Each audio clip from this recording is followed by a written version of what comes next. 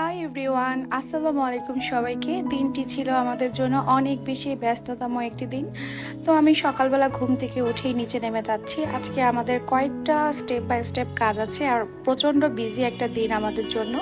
তো সকালে ঘুম থেকে আমি একটু আর্লি উঠে যাই, উঠে আমি নিচে নেমে যাচ্ছি। আর নিচে নেমেই আমি টেরেসে গিয়ে এই পাখিগুলোর সাথে একটু দুষ্টামি করি। আর এই পাখিগুলো তো আমার কাছে বেশ ভালো লাগে। ওরা কিন্তু মানুষ দেখলে অনেক ডাকাডাকি করে।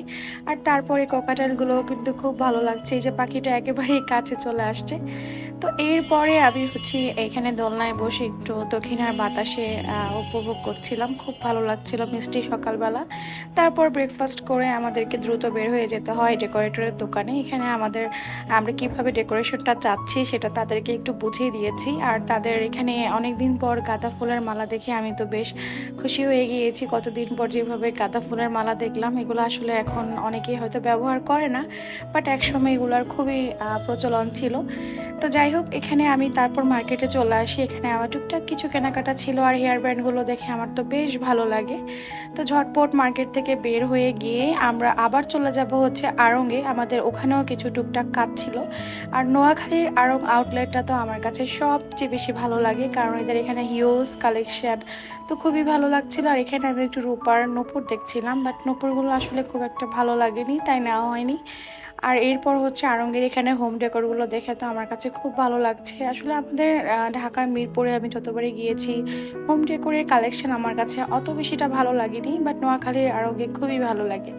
তো তারপরে আমরা চলে গিয়েছি গোল্ডের দোকানে আমাদের প্রিন্সেসের জন্য একটা গিফট নেব। তো কি নেব করতে করতে এই যে তার ফিঙ্গার রিংটা নিলাম। এই ফিঙ্গার রিংটা আমার খুব পছন্দ হয়েছে, কারণ সে সবসময় আমার হাতের ফিঙ্গার রিং দেখলে সে একটু পড়তে চায়। তো তার জন্য একটা গোল্ডের ফিঙ্গার রিং নিয়ে নিলাম।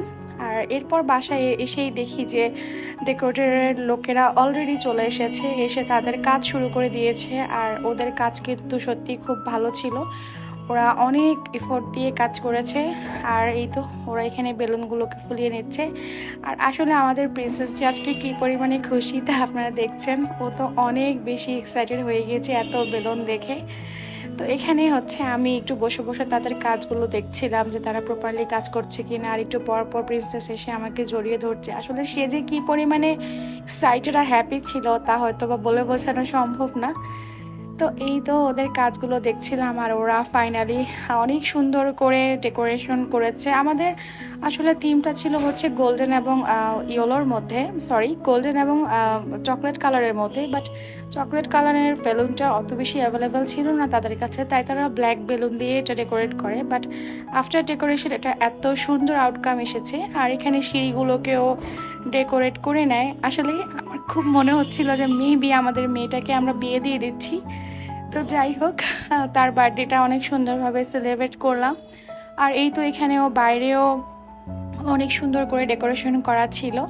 আর বার্থডের ফুল ব্লগটা আমি এখন দিচ্ছি না, এটা যেহেতু ভিডিওটা অলরেডি অনেক বড় হয়ে গিয়েছে। তো নেক্সট পার্টে অবশ্যই আমরা কি করেছি তা জানাবো। সবাই ভালো থাকবেন, আল্লাহ হাফিজ।